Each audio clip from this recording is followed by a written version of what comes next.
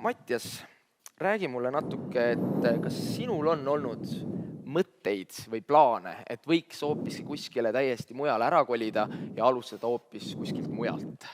Ma usun kindlasti jah, aga samas on jällegi tekkinud selle juures alati see mõte, et kui ma kuhugi ära lähen, siis kas see ka midagi aitab. Et võib-olla ma lihtsalt justkui põgenen selle reaalsuse eest, millega ma pean silmitsi seisma. Aga jällegi samas, kui lugeda kõiki mingeid reisikirju või kuulata sõprade kogemusi, siis on jällegi tunne, et ärasõitmine justkui teeks midagi kõik palju selgemaks. Et ühesõnaga segane. No Mattias, siinkohal on mul hea meel teatada, et meil on siin katuse all üks väga vinge mees, kes on oma elus paljusid pöördeid pidanud tegema ja paljusid lähenemisviise katsetama nii elule kui ka tööle. Ja selle väga laheda mehe nimi on Toomas Mee, kes on siis Tallinna Laagna gümnaasiumi kehalise kasvatuse õpetaja. Nii et Toomas, lava on sinu. Aitäh Mattias ja Aaron ja aitäh Kärt. Et ma hindan õpetajana kindlasti koolipsühholoogi tegevust kõrgelt. Valmistan endale ette siia vee, sest ma ei ole monoloogi sellisel kujul 30 minutit pidanud. Aeg töötab, siis alustame. Mul on küsimus.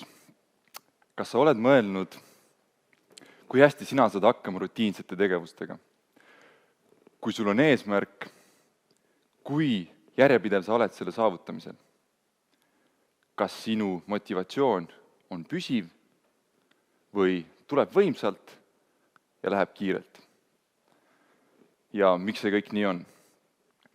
Mina esitan endale alati neid küsimusi, kui ma olen planeerimas uut elumuutust. Küsin, kuidas ma jälle sattusin siia pöördepunkti.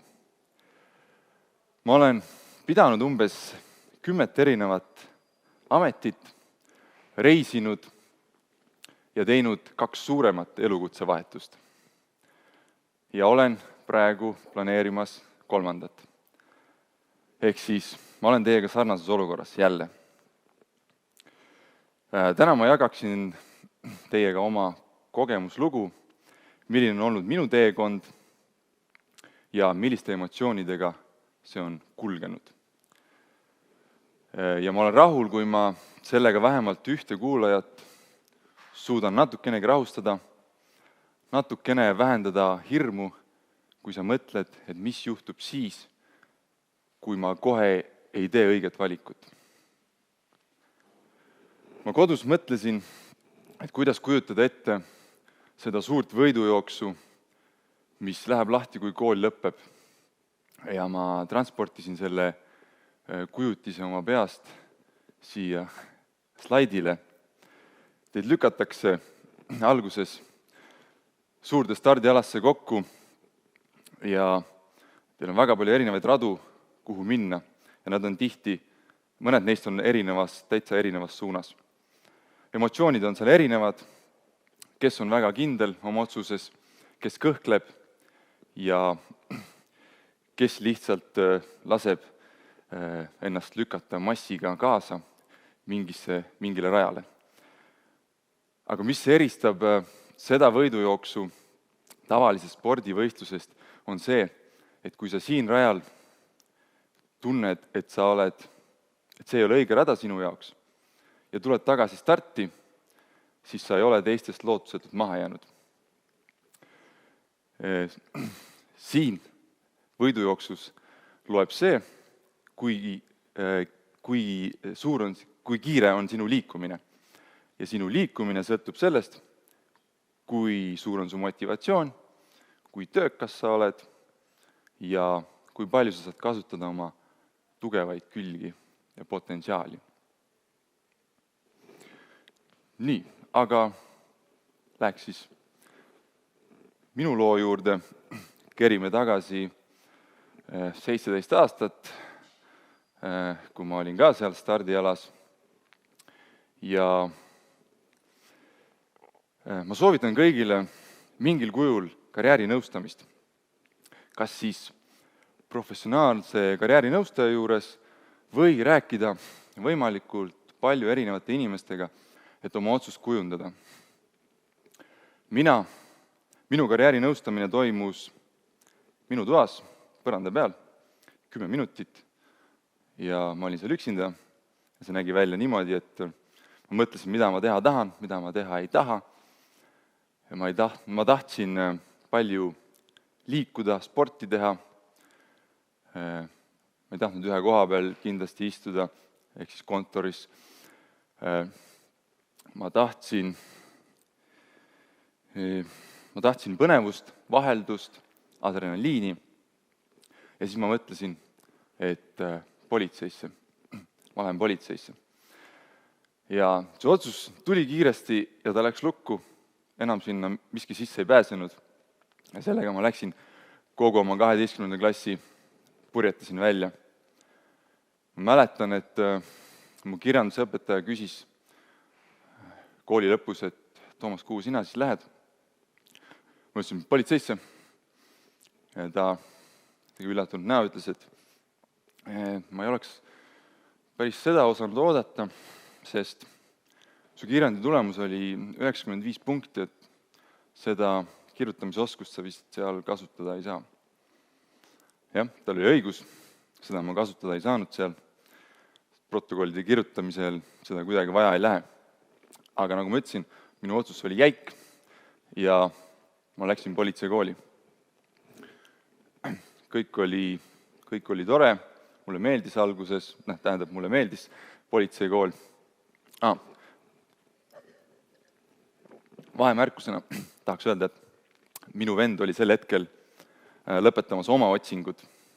Ta on minust 3 aastat vanem ja ta oli teinud läbi sellise seikluse, et ta tahtis saada arhitektiks. Esimene aasta sisse ei saanud.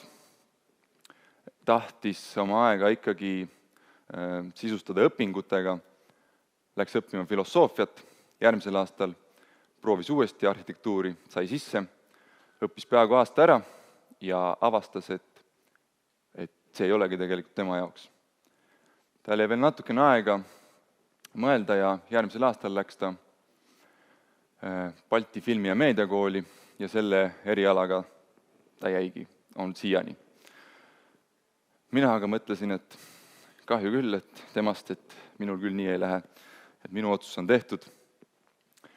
Ja läksin politseikooli, nagu ma ütlesin, kõik meeldis. Läksin tööle, kõik meeldis. Ja kusjuures ma avastasin, et mul ei olegi ühtegi pilti rohkem politseiajast 6 aastast kui see siin, kaevasin välja kuskilt. Ju ma siis tegelesin rohkem tööga kui pildistamisega. Ma töötasin Võru linnas 2 aastat ja kõik oli tore, mulle meeldis. Siis tuli aeg Kaitseväkke minna. Käisin seal ära 11 kuud, tulin tagasi ja töötasin aasta veel, kuni tekkis mingisugune tunne, et ma ei taha seda enam teha, siis mul tekkisid teatud, nagu rutiin tekkis. Isegi sellel tööl tekkis mu rutiin. Kõik väiksed tegevused, kas või tööle minemine, sama teed pidi, kõik, mis rutiinne oli, see mind hakkas häirima. Lisaks see, et Võru linn on ka väike ja et seal ei ole väga palju aktiivset tegevust alati. Ma seedisin seda mõtet, kuni ta muutus välja kannatamatuks ja ma tegin esimese pöördepunkti. Ma otsustasin kolida teise linna, Tallinnasse. Võtsin vastu seal süsteemisiseselt ühe ameti, politsei siseselt ameti, mis kuidagi tegelikult mulle ei sobinud, sest ta oli väga rutiinne, seal oli väga palju passimist, aga see vaheldus oli hea ja ma otsustasin, et ma sisustan selle aja niimoodi, et ma lähen õppima, mul on võimalus minna õppima. Ja ma valisin kehakultuuri ilma igasugust tagamõteta. Tahtsin õppida enda jaoks. Kaugõppes õppisin 3 aastat ja vahepeal ma vahetasin veel kord politsei sees töökohta, sest taas kord muutus minu jaoks see asi niivõrd rutiinseks, et ma tegin selle vahetuse. Ja samal ajal küpses minu peas suurem mõte, suurem muutus ja ma otsustasin, et ma hakkan ettevõtjaks. No, ma tegin eeltööd selleks, ma uurisin, ma lugesin ja see mõte mulle meeldis, aga enne seda ma tahtsin teha ühe restardi, suurema restardi ja ma otsustasin minna välismaale õppima. Vabandust, mitte õppima, vaid lihtsalt välismaale. Ma tahtsin minna Kanadasse, aga ma tahtsin minna Kanadasse sellepärast, et kõik teised läksid Austraaliasse. Ma ei tahtnud olla nagu kõik teised. Tahtsin minna Kanadasse, aga ma jäin natukene hiljaks, seal on vähe viisasid oli ja ma pidin minema Austraaliasse ja mul on väga hea meel, et ma sinna jõudsin.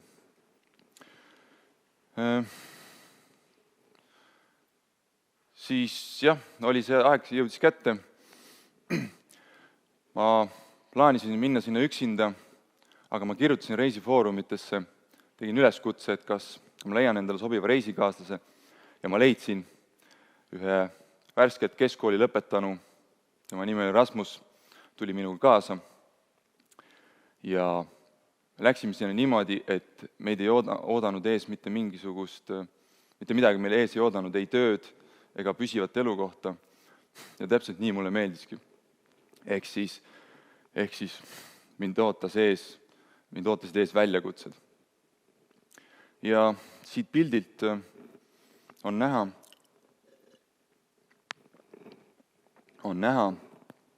sellist vabadust,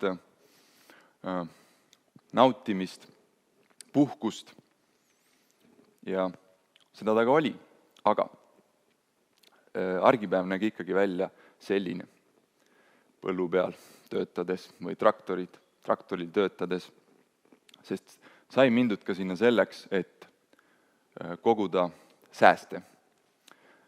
Uueks eluetapiks puhvrit koguda ja nii sai siis töötatud ja rännatud ka erinevaid mööda Austraaliat ringi ja tehtud seal tööd erinevates kohtades. Kui ma tulin tagasi, siis ma esimese asjana avaldasin raamatu sellest seiklusest, siis sellest Austraalia elust. Ja selle raamatu pealkirjaks sai pöördepunkt, sellepärast ma seda sõna siin nii palju ka kasutan. Tulin tagasi, ootasid uued väljakutsed ees. Ma tundsin siis, et ma olen kõigeks valmis. Nagu Austraalias sai selline põhi alla laotud, et ma olin nagu kõigeks valmis siis. Ja minu esimene mõte oli, et ma sissejuhatuseks teen ühe sellise ettevõtte, mis on lihtne, aga mis on nagu sissejuhatus, et ma planeerisin tegelikult midagi suuremat. Ja ma tegin kolimisfirma. Seal minu esimene takistus oli see, et mul oli vaja vahendit kindlasti, mul oli vaja kaubikut ja ma taotlesin pangast laenu ja ma mäletan, et ma sain sealt vastuse, et tore, te olete alustav ettevõte, annaks teile laenu küll, aga tehke kõigepealt natuke käivet. Ja siis mina mõtlesin, et kuidas ma seda käivet teen, kui mul kaubikut ei ole. Aga ma olin valmis, mul oli puhver, ma andsin ettevõttele laenu ja töö sai pihta hakata. Siis, siin üks pilt ka, et kohe tundis minu vastu huvi Google Business, kes tuli pildistama värsket ettevõtjat, tegime fotosessiooni. Aga siis oli mul suurem plaan, pidime tegema hea sõbraga laohotelli ja me olime projektiga juba väga kaugele jõudnud, kuni asi takerdus ikka raha taha. Aga seekord olid summad suuremad ja siis meie ei osanud leida investorit. Ja siis see asi jäi katki, minu moraal lagunes, minu motivatsioon lagunes ja kui ma olin 2 aastat oma ettevõttega, kolimisfirmaga tegutsenud motiveeritult, siis nüüd see kõik lagunes ja ma tahtsin siit jälle välja. Siis ma olengi aru saanud, et minu motivatsioon ongi selline, mis tõuseb kiirelt ja ta võib ka kiiresti langeda. Ja siis, võib-olla liiga, ei ole vara. Siis ma võtsingi tagataskust välja oma bakalaureusekraadi ja läksin kooli õpetajaks. Kehaline kasvatus. Võin öelda, et mulle väga meeldis ja see töö on mulle väga südamelähedane. Siiamaani mulle see töö meeldib ja ma arvan, et see sobib mulle kõige paremini. Et juba märkamatult on 6 aastat täis saanud.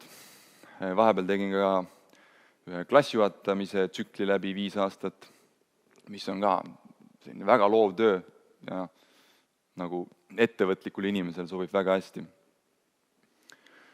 Aga nüüd ma olen jõudnud siis sellesse hetkesse, et mul on jälle uus plaan sündinud. Et miks see nüüd nii on, et ma selle hea töö juurest siis hakkan ära minema? Põhjuseid on väga palju, aga üks põhjus on kindlasti jälle motivatsioon, et ma tunnen, et ma vajan vaheldust. Ma olen aru saanud, et kui ma mõtlen loon midagi huvitavat ja ägedat, siis kui ma ringiga pean tagasi tulema ja seda uuesti teostama, siis minu jaoks on see juba natukene raske. Ma tahan kogu aeg midagi uut luua. Minu uus suund on, ma mõtlesin, mis minuni enne tuleb, kas uus ettevõtlusvorm või mingi palgatöö või mingisugune eriala, mida õppima minna. Ja minuni jõudnud praegu see, mis mulle meeldima hakkas, on turundus. Loov kirjutamine, turundusstrateegiate väljatöötamine ja ma tõsiselt plaanin minna 3. korda kooli. Vaatan, mis sellest plaanist saab, aga selline plaan mul tänasel hetkel on. Nii et siin hetkel siis minu teekond jätkub ja nüüd ma tahaksingi anda natukene nõuandeid oma kogemusest lähtuvalt nendele radadele suundumisteks, millest ma enne rääkisin. Ja nimetame neid dopinguteks siis, mis sellel rajal kasuks tuleb. Kõigepealt õpingud. Kindlasti suur osa valib seda. Ma soovitan, lihtne soovitus, aga ma soovitan, et õpi endale, enda jaoks. See tunne tuli mul tugevalt peale ülikoolis bakalaureuskraadi omandades ja umbes 60% tudengitest või 70% proovis saada kuidagi läbi niimoodi, et hankida kuskilt kellegi teiselt materjali. Aga mina tundsin, et seda on minule vaja. Ja seetõttu ma endale õppisin ka. Ma mäletan, et keskkool oli veel selline hägune aeg, et kui saaks sinna tagasi, siis kuidas ma õpiks. Õpingute ajal juba aseta ennast ka mõttes võimalikesse ametitesse, kuhu sa võiks sobida ja sa saad natuke spetsialiseeruda rohkem. Nii, vaheaasta töötades olen teinud ka palju, piisavalt väikseid juhutöid, GoWorkabit.com kaudu näiteks, nii tööandja nagu töövõtjana olen kasutanud seda. Siis soovitan pakku ennast ise tööle, siis sa saad valida seda, mis sulle meeldib. Näiteks mina õpetaja ameti kõrvale tahtsin vaheldust, võtsin ühe päeva vabaks ja kuna mulle meeldivad ka loomad, siis ma valisin ühe sellise koha välja, see oli loomade hotell ja mõtlesin, et ma saan koertega jalutada ja ma kirjutasin sinna ja ma sain selle töö.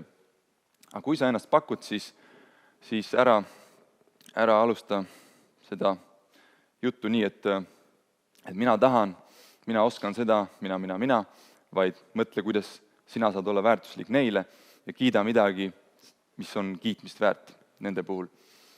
Töö vabatahtlikuna ma panin selle sisse, aga mul seda kogemust ei ole, kuigi ma väga tahaks seda. Siis see järgmine sobib igale poole, igale rajale, et jälgi oma tulusid ja kulusid. oma kontrolli selle üle. Et paratamatult minu ametid on olnud sellised, mis ei ole kõrge sissetulekuga. Aga võimas vahend, hoia oma kuludel, tuludel kontroll, säästa ja investeeri. Mida varem sellega alustada, seda parem. Nii ettevõtlus, sa ei vaja superideed, see on tore, kui sul see on, aga ükskõik sa võid võtta täiesti lihtsa asja, lihtsalt tee midagi teistmoodi, mida teised, ja vaata, et turundus selle taga oleks hea. Ehk on vaja võib-olla kaasata head spetsialisti. Need 2 asja on väga olulised. Ära proovi kõiki töid ära teha ise. Mina proovisin raamatupidamist, turundust, kolimist, kõike, töötajate värbamist, aga me ei oska ju kõiki töid ise väga hästi teha. Et vali see, milles sa oled hea. Reisimine, planeeri kestust, on õige sõna, mitte kestvust, planeeri kestust, kui kaua see kestab, ja analüüsi põhjust, miks sa sinna lähed. Ja tee palju eeltööd loomulikult, loe, uuri. See on kõige alus. Nii, aga olemegi jõudnud siis lõpule, peaaegu, ärge veel tulge. Ärge veel tulge, ma ei tea, palju mul aega on. Kui see on õige, siis on aega. Siis ma tahakski öelda veel, et leia oma rada ja ära karda selle valikuga eksida, sest iga kogemus on ju väga väärtuslik. Nagu näete, mina olen väga palju uuesti startinud ja kuigi mulle ka meeldiks olla ühe ala täielik spetsialist, siis ma tean, et mina toimin täpselt nii, nagu mina toimin ja ma olen selle juures õnnelik. Ja üks asi, mis mulle on tähtis, hoia alati kontrolli oma elu ja õnne üle enda haardes, sest kui mul ei oleks endal mitte mingisugust plaani, siis ma satuksin kellegi teise omasse ja see on juba õnnemäng. Aga oma õnnega mulle mängida ei meeldi ja ma arvan, et teile ka mitte. Aitäh!